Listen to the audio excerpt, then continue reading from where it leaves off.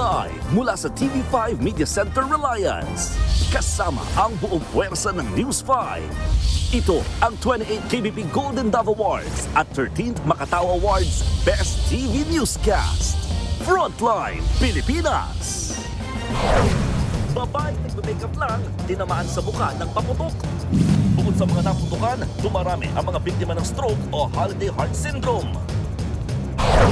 Mga patok na paputok para sa bungin ng 2026, pinapakyaw na. Pati mga sikat, ayaw paawat. Vice Mayor sa Iloilo, aksidenteng nabaril ang kanyang sarili. At eto na nga, matapos ma-nominate for the first time bilang first supporting actress sa MMFF, Manila's finest star Ashley Nolviga, mas magniningning pa this 2026. Isa pang award-winning film ang The Kingdom, #1 ngayon sa Netflix. At abangan ang mga primetime pasabog ng TV5 ngayong bagong taon.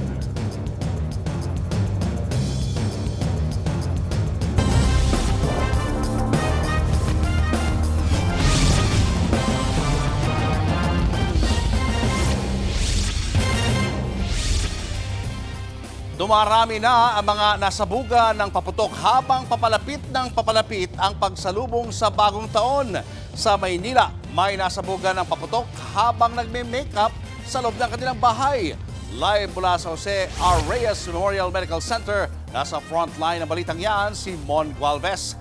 Mon, anong detalye dito sa pinakabagong biktima na sinugod dyan? Julius, walang tigil sa pag-iyak ang 19 anyos na babae mula Sampaloc, Maynila nang dalhin dito sa JRRMMC. Nagme-makeup nga lang daw siya sa loob ng kanilang bahay nang biglang tamaan ng sumabog na paputok sa labas ang kanyang muka. Sa lakas nga raw ng pagsabog nito nang hindi nila matukoy pang uri ng paputok, may pumasok ng mga bahagi nito sa kanyang mata kaya't nahihirapan din siyang imulat yan. Kwento ng nanay ng bata, nakailang beses na raw silang sitahin o manita ng mga nagpapaputok sa labas pero hindi naman daw nakikinig. Nakatutok na ngayon ng ophthalmologist ng ospital para ma-check ang mata ng biktima. Dahil dito sa ngayon aabot na sa 16 ang mga firecracker-related injuries dito nga sa naturang ospital. Pero bukod sa mga nabibiktima ng paputok, pinakabinabantayan din ng naturang ospital ang dumarami nilang kaso ng tinatawag na holiday heart syndrome na nauuwi naman sa stroke. Kabilang sa mga no-ospital ay yung mga nasosobrahan sa kain at inom ng alak ngayong kaliwat ka ng mga party. Nagresulta nga yan sa stroke. Mula December 21 hanggang ngayong umaga, lampas 50 na kaagad ang naitala ng JRRMMC na holiday heart syndrome cases. Ang masaklap, 4 na ang nasawi dito. Pangamba nila, posibleng madagdagan pa ang bilang na yan kasunod ng Medianoche at pagsalubong mismo ng bagong taon. Pakinggan natin ang pahayag ng pamunuan ng JRRMMC. Kapag po ganito pong holiday po, lahat po gustong-gusto kumain, no? Napapabayaan po yung kanilang diet.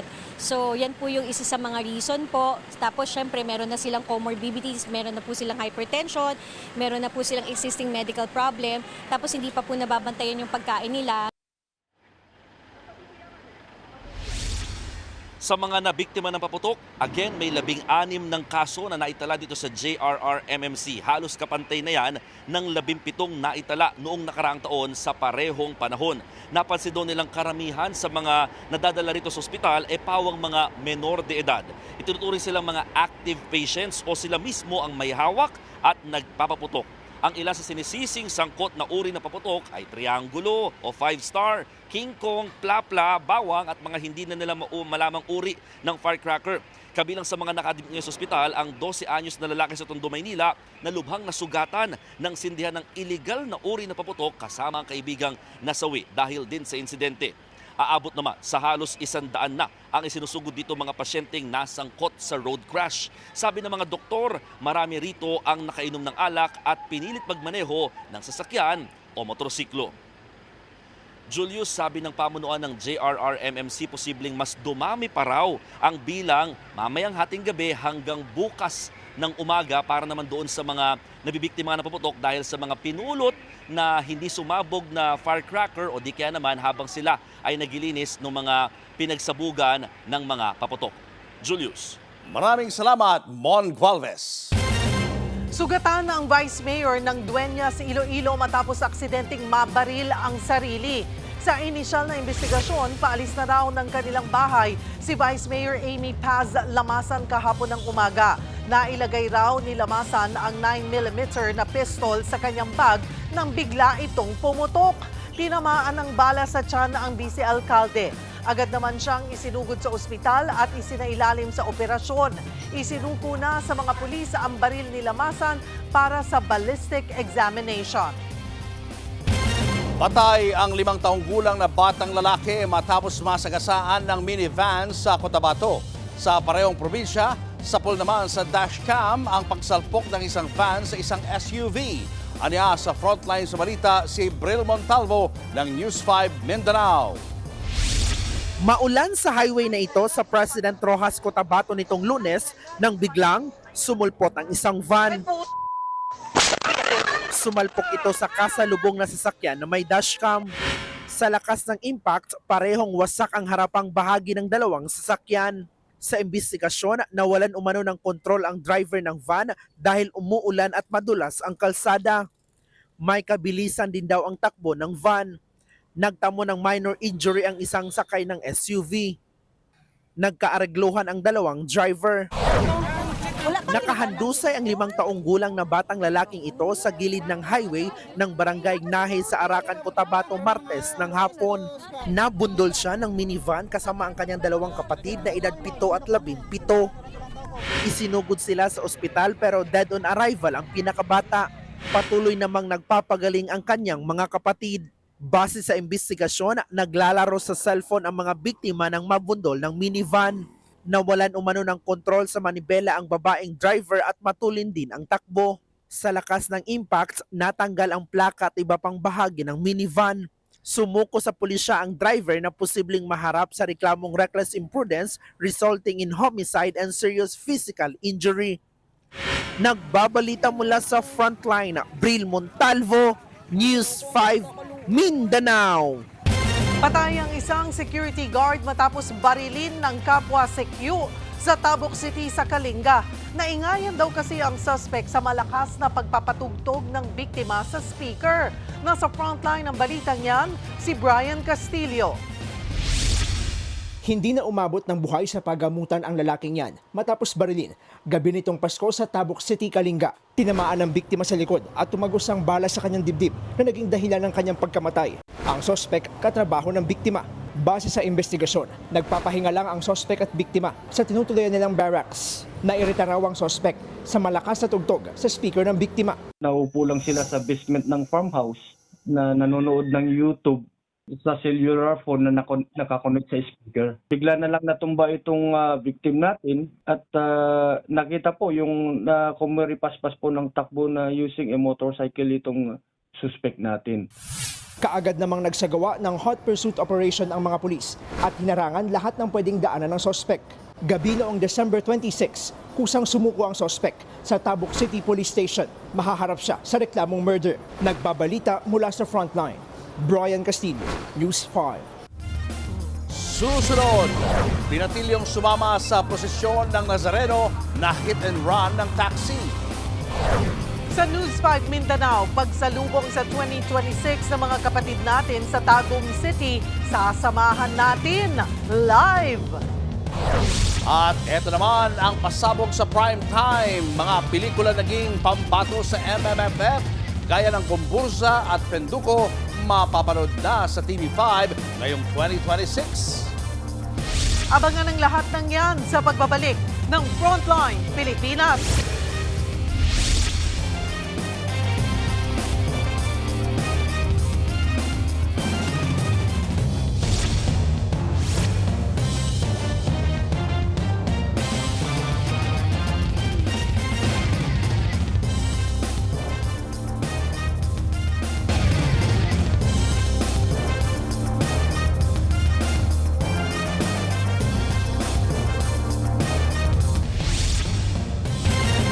Dinagsa ng libo-libong deboto ang Thanksgiving procession para sa Puong Nazareno sa Quiapo, Maynila.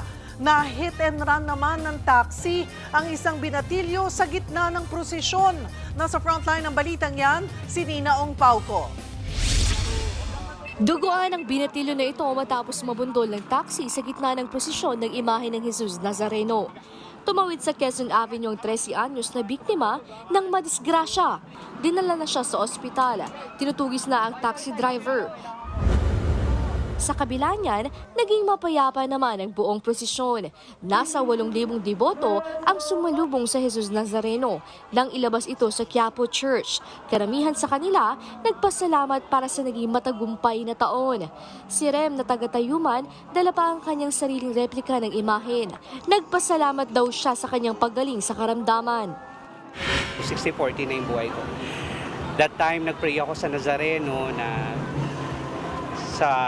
kasama din naman ng Birhen Maria. That time, inakyat yung damit ng isa sa mga replika namin na Nazareno. Niyakap ko, sala ko. Tapos, ayun po.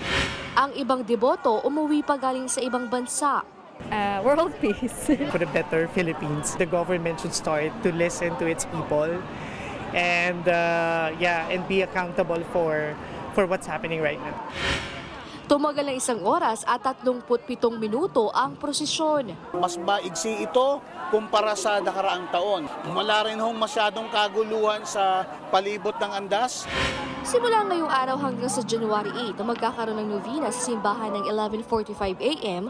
na susundan ng misa alas 12:15 ng tanghali. Iikot din sa ilang barangay sa Quiapo ang imahen mula Enero 2 hanggang 6.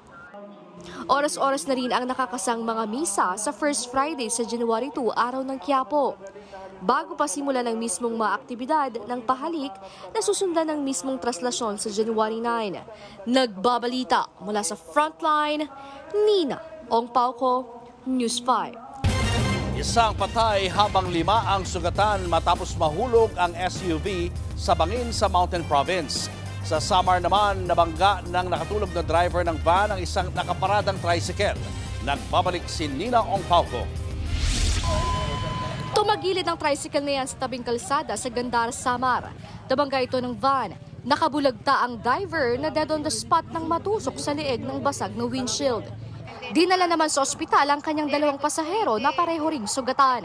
Base sa investigasyon, bumabiyahe pa Calbayog, Samar ang van nang makatulog ang driver hanggang sa nabangga nito ang tricycle. Nakaparada lang noon sa gilid ng kalsada. Nakakulong na ang driver. Maharap siya sa kaukulang reklamo.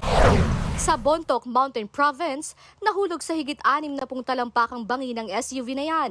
Patay ang driver na naturang sasakyan habang sugatan ng 5 pasahero. Ayon sa Bontoc MDRRMO, galing La Trinidad, Benguet ang SUV nang biglang mahulog sa bangin sa kahabaan ng Bontoc Mainit Provincial Road. Iniimbestigahan pa ng mga pulis ang sanhi ng pagkahulog ng sasakyan. Nagbabalita mula sa Frontline, Nina Ongpauco, News 5. Libreng concert at engrandeng fireworks display ang pagsalubong sa bagong taon ng mga taga Davao del Norte. Live mula sa Tagum City, Ania sa Frontline sa balita si Bril Montalvo ng News 5 Mindanao. Bril, ano nang ganap dyan? Party-party na ba? Cheryl, all set na ang New Year's countdown at fireworks display mamaya dito sa Tagum City, Davao del Norte. Nailatag na ang mga fireworks sa itaas ng Tagum City flyover kung saan gaganapin ang fireworks display. Tatagal ng 15 minuto ang fireworks display. Taon-taon na itong inaabangan ng mga Tagumenyos na inumpisahan higit 2 dekada na ang nakaraan. Inaasahang dadalo din dito sa aktibidad ang ilang mga residente mula sa kalapit na lugar para makisaya at manood ng fireworks display. May maikling programa din mamayang alas 11 kung saan may magtatanghal ng mga local bands. Bago ang New Year's countdown at fireworks display mamaya, atraksyon din at pinapasyalan ngayong gabi ang giant Christmas tree dito sa Tagum City Hall grounds. May taas itong 231 feet na may carnival-inspired na disenyo. Ito din ang pinakamataas na holiday giant tree sa buong Pilipinas. Cheryl, may mga matitingka din na mga pailaw dito sa paligid ng giant holiday tree. Mabubusog ka din sa mga pagkain na nakahilera dito at maliban dyan ay mabibili din ang mga torotot na pampaingay mamaya sa pagsalubong sa bagong taon. Happy New Year sa'yo, Cheryl. Balik sa'yo. Happy New Year at salamat, Bril Montalvo. Showbiz, eto na nga! Mga kapatid, eto na nga ang mga maiinit na showbiz balita ngayong bisperas ng bagong taon. 2025 is Jessica Sanchez year. At bahagi nga po ng kanyang muling pagbisita sa bansa ang pasasalamat sa mga Pinoy na sumuporta sa kanyang journey sa international stage. Nasa frontline ng balitang yan, si MJ Marfor.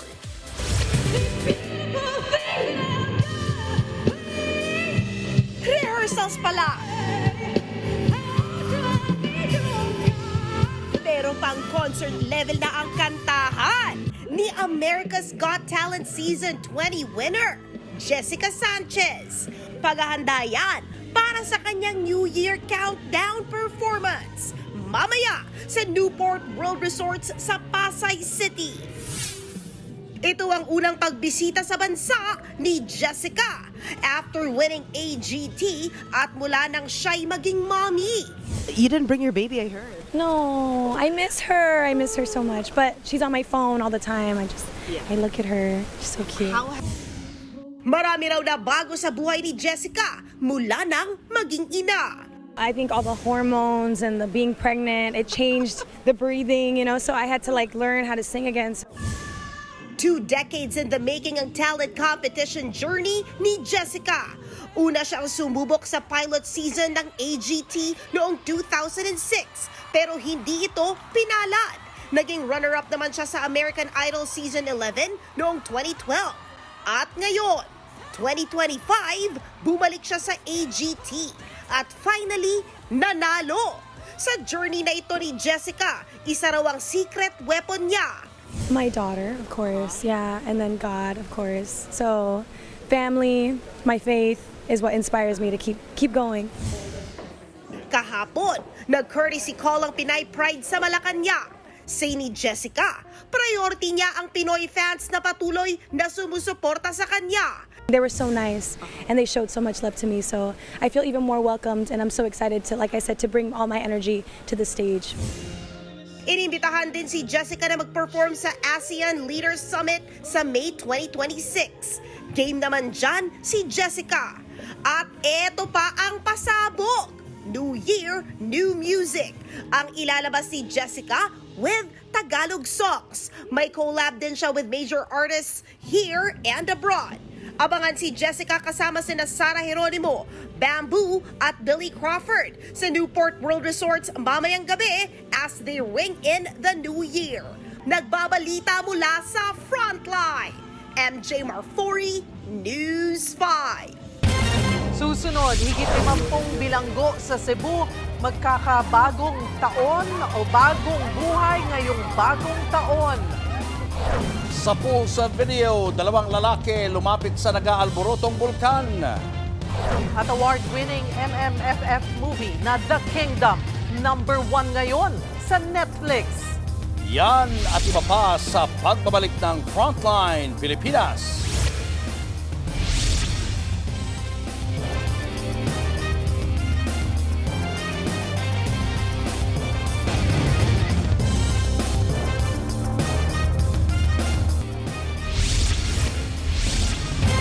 Pinatay sa saksak ang isang babaeng may kapansanan pati ang kanyang anak sa Malilipot, Albay. Nangyari ang krimen sa bahay ng mag-ina sa barangay San Jose. Madaling araw nang marinig ng kapitbahay ang sigaw ng mga biktima. Paglabas nila ay nakahandusay na ang mag-ina. Isinugod sila sa ospital pero namatay din kalaunan. Ang suspect sa krimen, 21 years old na construction worker na may problema raw sa pag-iisip. Nakatakas siya at patuloy pang tinutugis ng mga pulis. Sa pagdating ng bagong taon, nabigyan din ng panibagong simula ang mga pinalayang PDL sa Talisay City, Cebu. Mainit silang sinalubong ng kanilang mga mahal sa buhay. Naasa frontlining balita si John Naroa ng News 5 Visayas. Salamat sa Ginoo! Bumuhos ang luha sa tuwa, kasabay ng yakap at halik. Ito ang tagpo kanina sa Talisay City Jail nang isa-isang lumabas sa gate ang 53 persons deprived of liberty na pinalaya matapos pagkalooban ng Good Conduct Time Allowance o GCTA. Si Tatay Ruel may 3 taong nakakulong dahil sa illegal na droga. Ngayon, sa wakas, kasama ang pamilya sa pagsalubong ng bagong taon.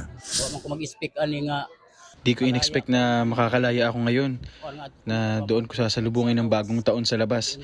Kung anong ginawa ko dito na paglilingkod sa Diyos, yun din ang gagawin ko sa labas.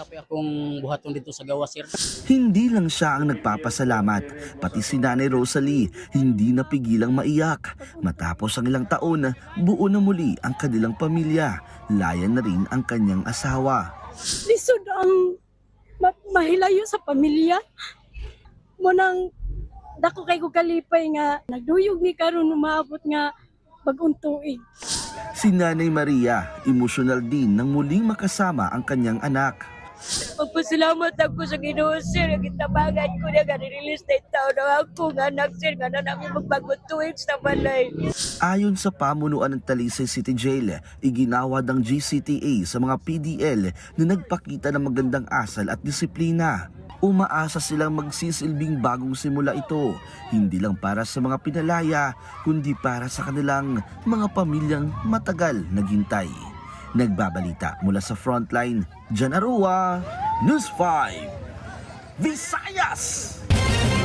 Susunod, mga kagamitan para sa mga mapuputulan ng daliri dahil sa paputok, nakahanda na sa mga ospital.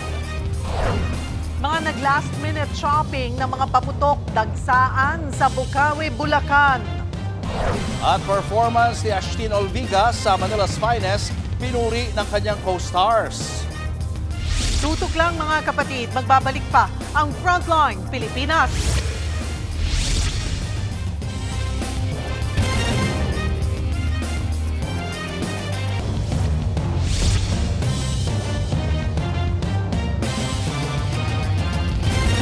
Mga kapatid, huling araw na ng 2025. At nasa frontline pa rin tayo ng mga balita ngayong bisperas ng bagong taon. Handa ng pumarty ang mga taga-Tondo, Maynila, kasama si Gio Robles. Habang sakto sa Baclaran Day, nakabantay doon si Camille Samonte. Si Carrie Cator naman, nasa Luneta. Nasa BGC naman si Gerard de la Peña. At sisilipin naman ni Ian Suyu ang bentahan ng mga paputok sa Bukawi, Bulacan.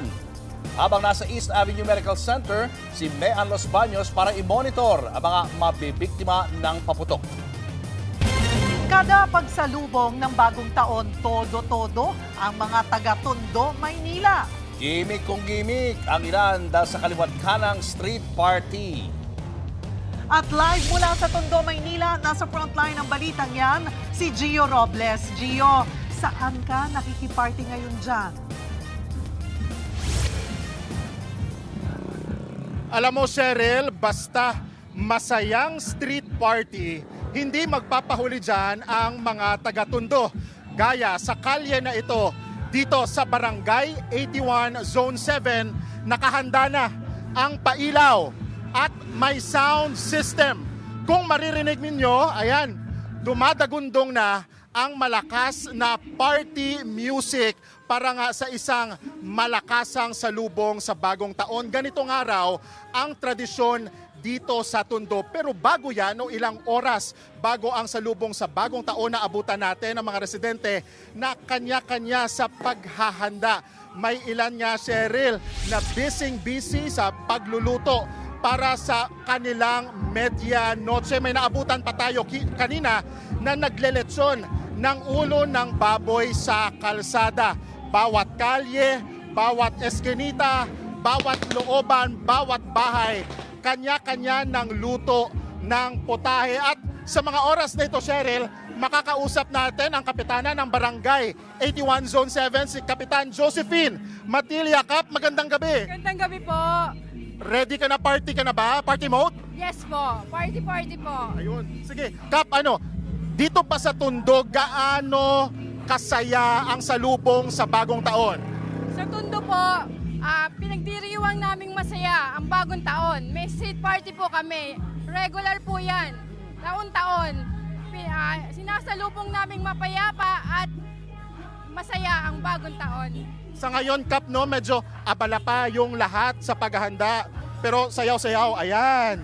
Abala pa sa paghahanda, may mga nagluluto pa siguro sa ngayon. Kaya ngayon, medyo konti pa lang yung tao, Kap. Yes po, mamaya po, mapupuno na po tayo ng mga tao. Ano yung dapat asahan natin dito sa part na ito ng Barangay 81?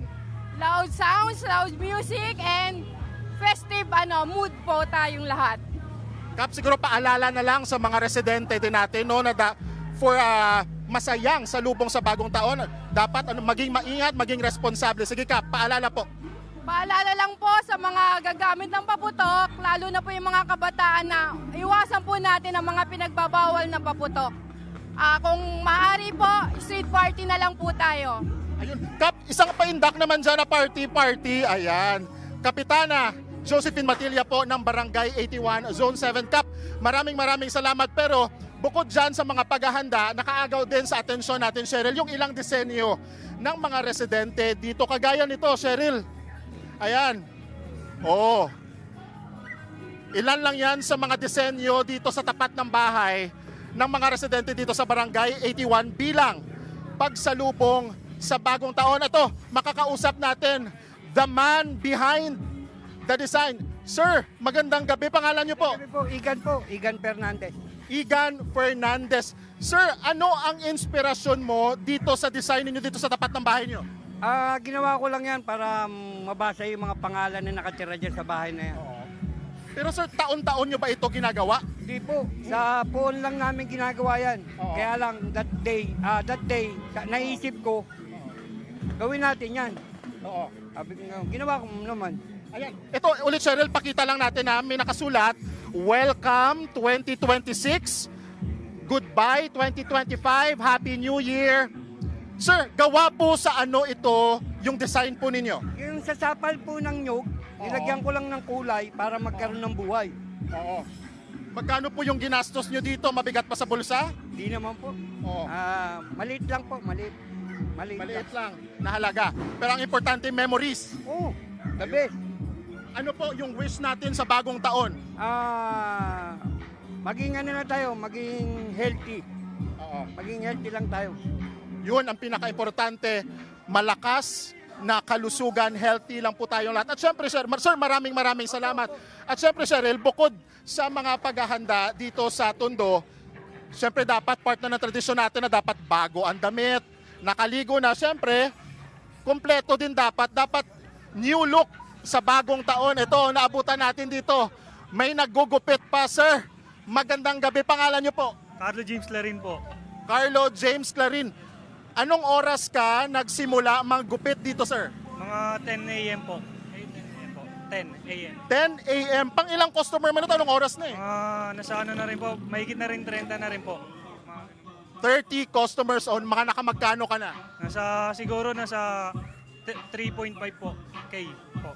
3,500 pesos mula 10 a.m. kanina. So anong kwento ng mga customer niyo dito, sir? Bakit sila naghumahabol na ngayon pagpagupit? Siyempre, sir, nagugustuhan po nila yung mga gupit ko. Posible naman po na, siyempre, natin na kapag nagustuhan ng customer, babalik po yan. Maraming salamat, Sir James. Siyempre, ito, last na lang, sir. Pangalan na lang po. Jasper po. Sir, bakit niyo naisipan ngayon magpagupit, naghahabol? Yes, sir. Ano ang inspiration natin sa new look natin para sa 2026? Guwapo. Guwapo lang. Guwapo para presko lang sa pagsalubong sa bagong taon.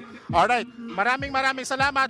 Ngayon, Cheryl, ito pa lang yun, naghahanda pa lang, pero mamaya ito todo pa ng mga taga-Tondo ang street party nila ilang oras bago ang salubong sa bagong taon. Balik muna sa'yo, Cheryl. Happy New Year. Gio, anong tawag doon sa haircut na yun?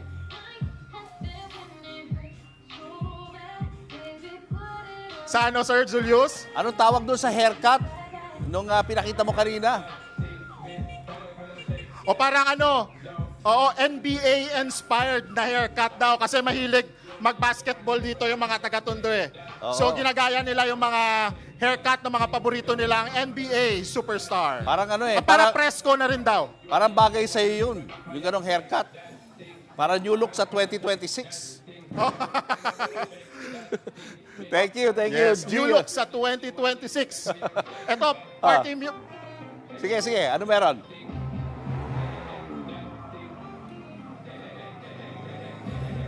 Okay, sige. Thank you, Gio Robles. Handa na ang East Avenue Medical Center para naman sa mga biktima ng paputok sa pagsalubong sa bagong taon. At live mula sa East Avenue Medical Center, nasa frontline ng balitang yan si Mayan Los Baños. Mayan, may mga isinugod na bang naputukan dyan?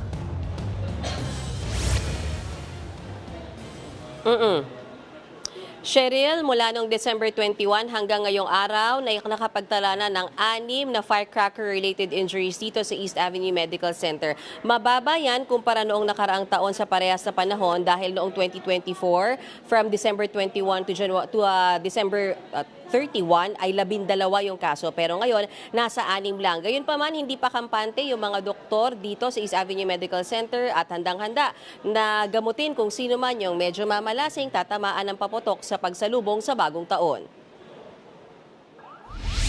Dito sa loob ng emergency room ng East Avenue Medical Center, nakahanda na ang treatment area para sa mga biktima ng paputok. Nakalatag na rito ang mga panlinis at pangtahi ng sugat o suture kits. Pati mga gamit pamputol ng daliri at iba pang bahagi ng katawan, nakalatag na rin. Ito yung mga pwedeng gamitin, and also we have the giggly wire na pamputol ng buto mismo. So parang saw siya. Okay. Kung alam niyo yung parang dental floss, parang ganun yung action para maputol yung buto. Okay. Tapos meron pa yung mga hammer. So parang ano po tayo, para silang karpintero, no? May hammer, may bone file. Payo ng mga doktor, oras na masabugan ng paputok, linisin muna ang sugat ng tubig at sabon at ibalot sa malinis na towel. Matapos niyan, isugod na sa pinakamalapit na ospital ang biktima para hindi na lumala ang impeksyong maaring idulot ng pulbura. Kahit na gaano kaliit yung injury natin, mas maganda na makita siya or dalhin nila sa hospital. Lalo na kung ingestion siya, yung maliit na sugat, pwede pong mag-develop yan into a tetanus infection. We advise na they seek medical consult as soon as they can. Paano naman kung naputol ang daliri o iba pang bahagi ng katawan dahil sa paputok? Yung naputol, pwede nilang dalhin, balutin lang nila sa malinis na tela, tapos dalhin nila.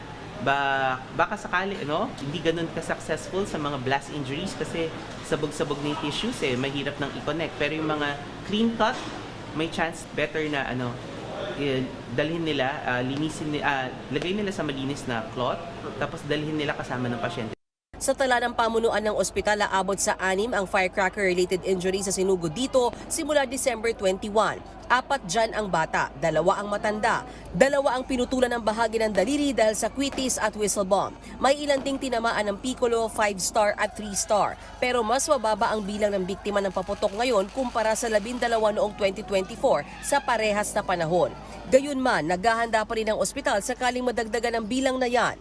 Sa buong bansa naman, 140 ang biktima ng paputok mula December 21 hanggang kahapon ng madaling araw. Lagpas kalahati niyan, edad 5 hanggang 14. Bukod sa mga biktima ng paputok, binabantayan din ng East Avenue Medical Center ang mga inaatake ng asma o hika dahil sa usok mula sa mga paputok. Nakaantabay rin sila sa mga kaso ng stroke, lalo't nasa 70 ang na-stroke sa East Avenue Medical Center mula December 21. Pwedeng because of the food. So, napapadami ang kain, napapadami ang inom. Isa pang tumataas ang kaso kapag holiday season ay ang mga aksidente sa kalsada. Paalala ng mga doktor, huwag magmaneho ng lasing.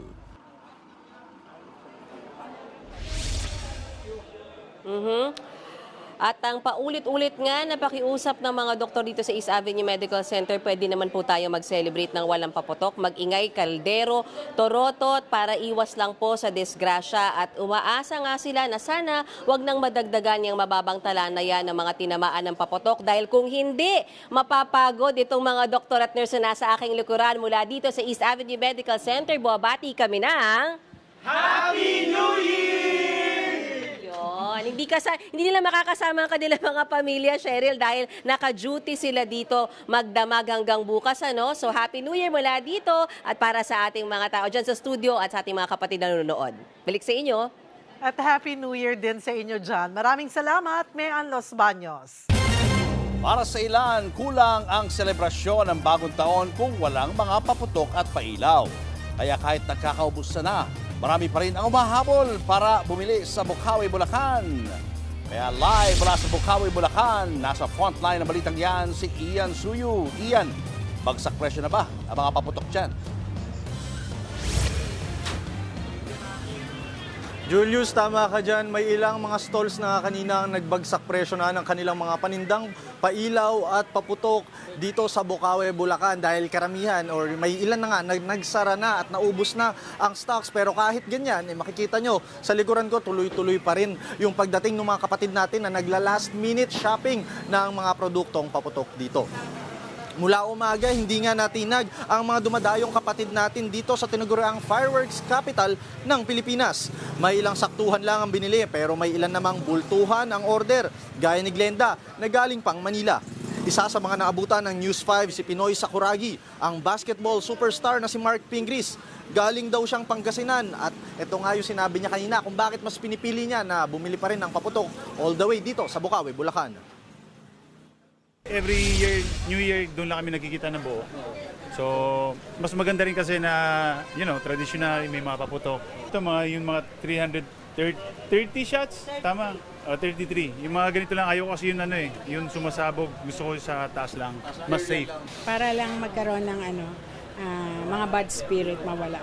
Busy po kasi sa trabaho. Ngayon lang nagkaroon ng oras. Fireworks lang po, yung safety lang papatukin. Kasi mahirap magpapatok ng mga yan, looses, ganun lang, pambata. Doon lang tayo sa safety.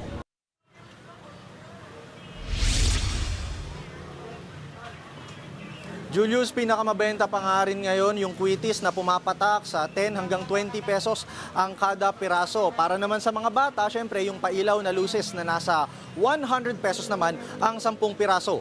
Ang fountain na dating 50 pesos lang, pumalo na yan ngayon sa 100 pesos. Ang sawa naman nasa 1,000 piso. Kung may extra budget naman, pwedeng subukan ng 16 shots at 36 shots na nasa 1,500 hanggang 4,500 ang presyo. Yan yung mga aerial fireworks na umaabot ng 2 hanggang 5 minuto sa ere. Pero ito, may ilan din kanina na nagbagsak presyo. Depende sa mga stalls yan, kung ilan na lang sa kanila ay nagpapaubos ng mga stock nila. Gaya na lamang na nakausap natin kanina na store owner na si Joanne. Ayon nga sa kanya, mas kakaunti ang stock ngayon na nakuha nila dahil daw nahirapang magpatuyo ng mga paputok o pulbura yung mga supplier. Gawa na rin daw nung sunod-sunod na bagyo dito sa lugar. Pakinggan natin ang kanyang naging pahayag. Medyo mataas yung presyo ngayon ng mga sawa at saka kwitis kasi medyo yung panahon natin maulan. Hindi masyadong nakatuyo. Pero nagbagsak presyo na ba kayo, madam? O paano ang diskarte ninyo para maubos na ito lahat? Bababa na siyempre para makauwi na kami. Siyempre, malaking bagay. Thank you, Lord.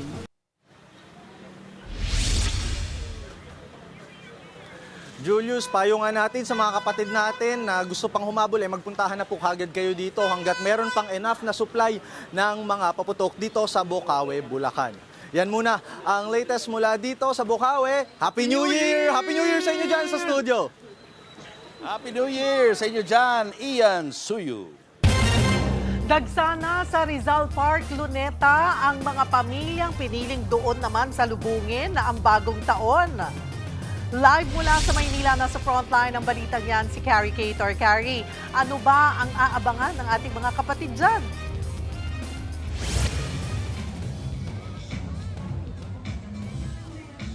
Cheryl, hindi na nga maitago ng ating mga kapatid ang kanilang excitement para sa pagsalubong sa bagong taon dito sa Luneta sa Maynila.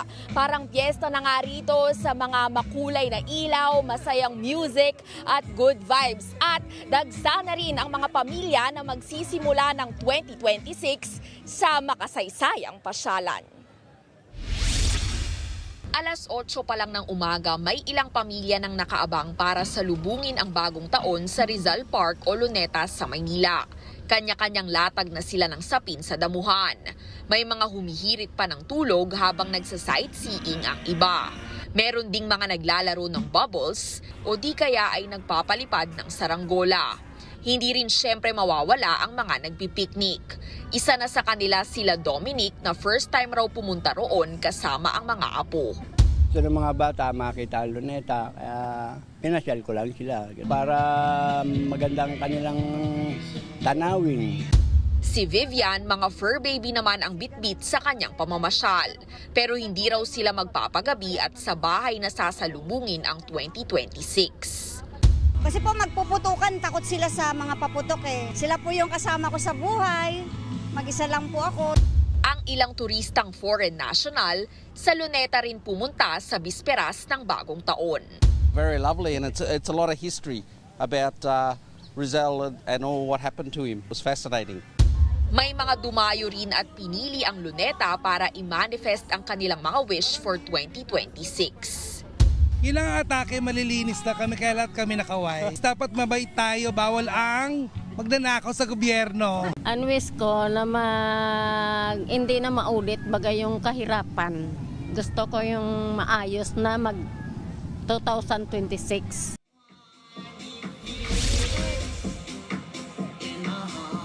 Cheryl, kaka-announce lang kanina na magsisimula na nga ang New Year's Countdown. Inaasahan na 7 p.m. ay magkakaroon na ng concert dito na pagbibidahan ng ilang local celebrities and artists. Kabilang na sa mga inaabangan ang OPM band na Lily at ang Drag Race Philippines icon na si Arizona Brandy at marami pang iba. So yan yung mga inaabangan ng ating mga kapatid dito. At yan muna para sa latest. Advance Happy New Year, Cheryl. Balik sa'yo.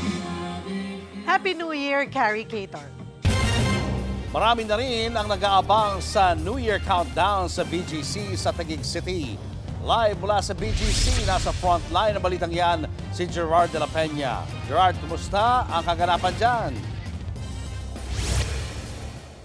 Julius, alam mo, napaka-festive na nga ng mood ngayon dito sa BGC sa Taguig dahil ilang sandali lamang ay magsisimula na ang programa para sa New Year's Eve countdown dito. Alam mo, sa totoo nga lang, maaga pa lang, marami na tayong mga kapatid na nag-iintay na dito. Yung ibang mga nakausap nga natin dito, 5 a.m. pa lang ay nakapwesto na dito para nga masigurong maganda yung kanilang spot at makita nila ng maayos yung kanilang mga idolo na magpa-perform dito. Meron din tayong mga kapatid na galing sa mga malalayong probinsya katulad ng Quezon Province na maaga rin nagpunta dito para lang makita yung kanilang mga idolong magpa-perform ngayong gabi. At kabilang sa mga performers ngayong gabing ito, Julius, ay sina Dionela, JR, TJ Monterde, KZ Tandingan, Apple de App, pati ang parokya ni Edgar, G22 at ang P-Pop Kings, ang SB19. Libre rin ang tickets para sa mga gustong manood dito. Dahil marami ang tao dito, tuloy-tuloy yung pagronda. Alam mo, maaga pa lang, rumoronda na yung security personnel dito para nga masiguro yung kaligtasan ng mga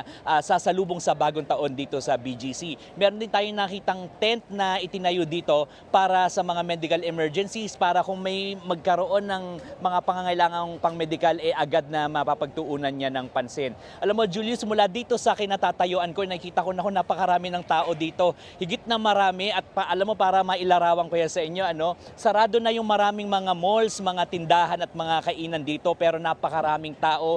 Merong parang pass-through lane dito sa aking harapan ngayon para makatawid yung mga tao dito sa Fifth Avenue. At nakikita natin, nahirapan na silang maglakad dahil masikip na at napakaraming ang tao. Itong stage na nakikita niyo dito sa aking likuran, ito ay nakatayo mismo dito sa kalagitnaan ng Fifth Avenue sa kanto ng 30th Street. Kaya sarado itong buong kalyeng ito, kaya paalala natin sa mga motorista, dahil sarado ito, malamang traffic ang ilang bahagi pa ng BGC.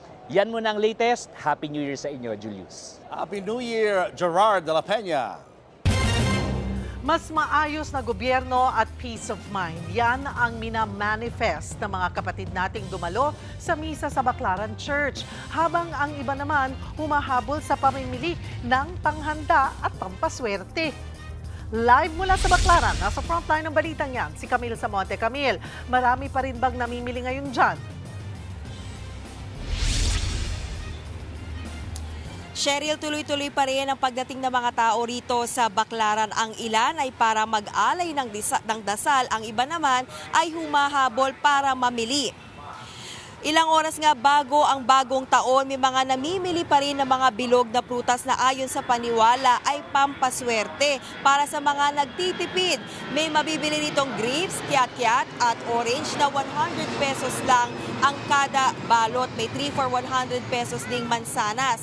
Medyo mahal pa rin ang kada kilo ng mga mabentang bilog na prutas gaya ng chiko at iba pa. Bukod sa mga prutas, marami ring iba pang paninda dito sa Baclaran gaya ng mga turotot na saktong pampaingay mamayang hating gabi. Samantala, marami rin ang dumayo para magsimba sa Baclaran Church kanina dahil nga nataong Baclaran Day din ngayon. So homily, tinalakay ang pagpapasalamat at patuloy na pagtitiwala sa Panginoon sa kabila ng mga hindi magandang pangyayari ngayong taon. Pakinggan natin ang ilan sa dasal at manifestations ng ating mga kapatid for 2026.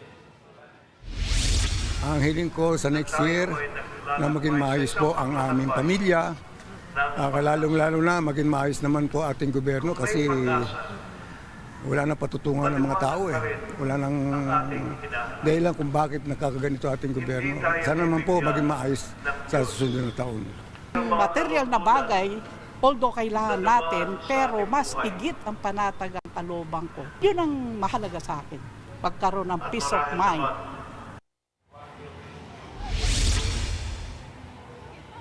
Cheryl, kakatapos nga lang ng huling misa para sa taong ito dito sa National Shrine of Our Mother of Perpetual Health. At sa kabila niyan, patuloy pa rin nga ang pagdating ng mga tao rito sa Baclaran para nga humabol sa pamimili ng ilang prutas at panghanda. Yan muna ang latest. Happy New Year!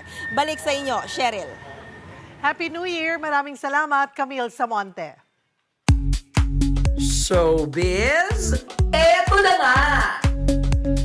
Mga kapatid, ito na nga, isang malaking revelation ngayong 2025 ang ating finest mutya na si Ashtin Olviga. Bukod nga po sa kanyang co-stars gaya ni Piolo Pascual, marami ang pumuri kay Ash sa ipinakita niyang galing sa MMFF Third Best Picture na Manila's Finest. Kaya naman, tinagurian si Ash na breakout star. Sa kanyang appreciation post, kitang-kita po kung gaano sinusuportahan ng kanyang Manila's Finest family si Ashtin. Say nga po ni Rica Peralejo, "You have such a bright future, my dear Ash." Quote, unquote. Ngayong taon din inilabas ang debut film ni Ash kasama si Andres Mulak na Minamahal 100 Bulaklak para kay Luna. Sila nga po ang love team ng hit series na ang mutya ng Section E.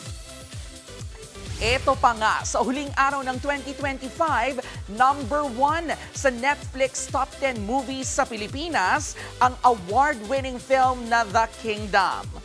Kahapon lang ito nag-premiere sa streaming app, pero umakyat agad sa top rank. Ang The Kingdom ang hinirang na second best picture sa MMFF last year. At very soon, mapapanood na rin ang inaabangang kapatid serye na The Kingdom Magkabilang Mundo. At eto pa nga, isa pang award-winning film ang mapapanood na rin ng ating mga kapatid sa Cine 5 Prime Time. Buena manong pasabog ang Gumburza na kauna-unahan pong ipalalabas on Free TV sa January 2, 8:45 p.m. Abangan din ang iba pang pelikulang naka-line up sa primetime pasabog ng TV5 sa 2026. Susunod, pagdiriwang ng maliit o malaking tagumpay gamit ang achievement cake. Patok ngayong patapos na ang taon. Tutok lang mga kapatid, magbabalik pa ang Frontline Pilipinas.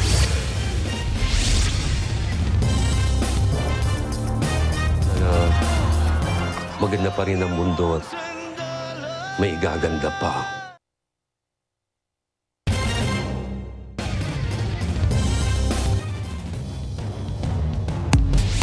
Showbiz, eto na nga! Mga kapatid, eto na nga. Sa pagtatapos ng taon, humabol pa si Beyonce sa Billionaires Club ayon po yan sa Forbes magazine. Ang Cowboy Carter Tour ni Beyonce, umabot sa mahigit $400 million ang kita. Katumbas yan ng higit 23 billion pesos. Meron pang Renaissance Tour si Queen Bee na nag-level up hanggang sinehan. Abay, kung akala po ninyo todo na yan, abay nagkakamali po kayo. Hindi lang kanta ang kanyang puhunan dahil negosyante rin si Queen Bee. Meron siyang production company na Parkwood Entertainment at may clothing brand na Ivy Park. Si Beyonce ang 5th musician billionaire ng Forbes.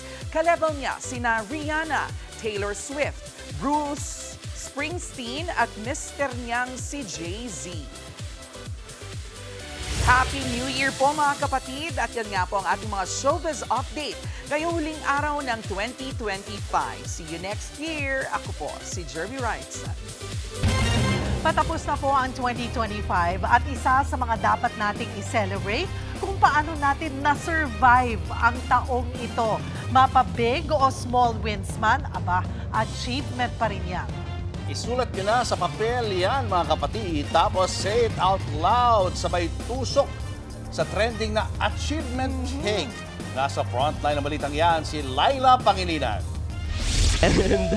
And nakadiscover ako ng bagong sport. 2 araw na lang at goodbye 2025 na. Pero bago tuluyang magpaalam, may mga bagay ka bang gustong ipagpasalamat sa taong ito?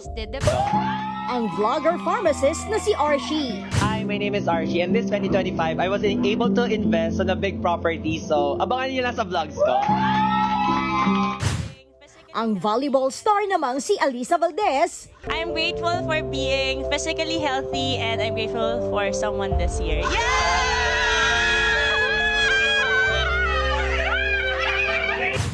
Yan ang trending na achievement cake. Kahit pa yung pinakasimpleng ganito. This year, I finally learned how to cook. Worth celebrating yan. From big wins.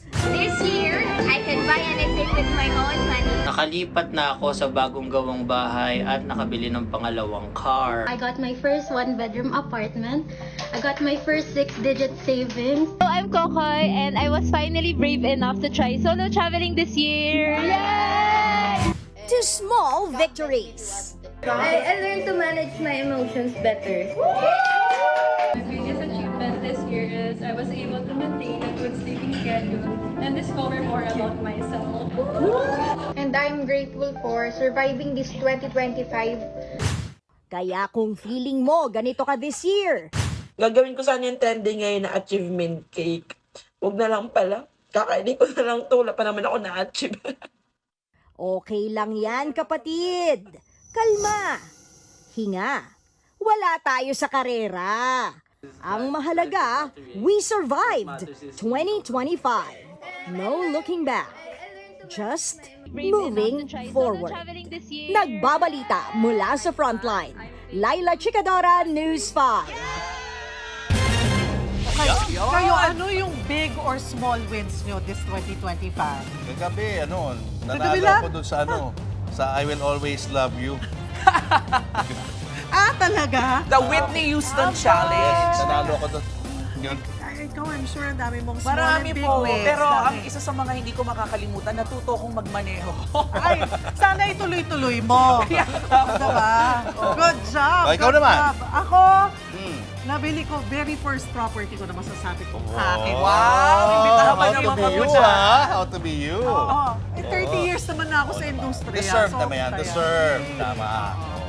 At mga kapatid, sa pagtatapos po ng 1 taon at pagsalubong sa bago, taos-puso po kaming nagpapasalamat sa inyong walang sawang pagtitiwala at pagsama sa Frontline Pilipinas. Kayo nga po ang dahilan kung bakit patuloy naming ginagawa ang aming tungkulin sa bawat balitang aming binabahagi, sa bawat kwentong binibigyang buhay at sa bawat kartohanang pinaglalaban.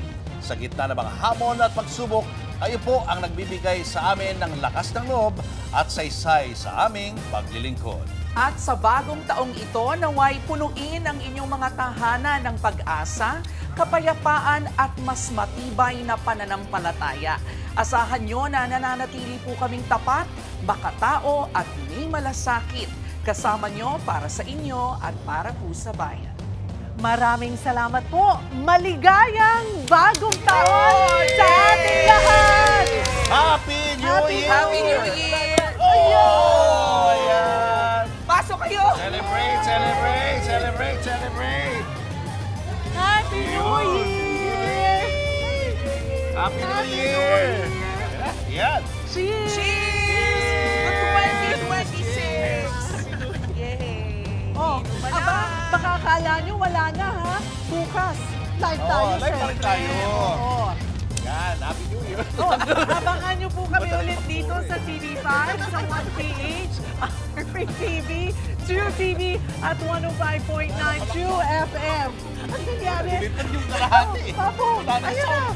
Kami po ang inyong mga kapatid sa Balitaan at Public Service. At walang iwanan sa Frontline Pilipinas. Yay!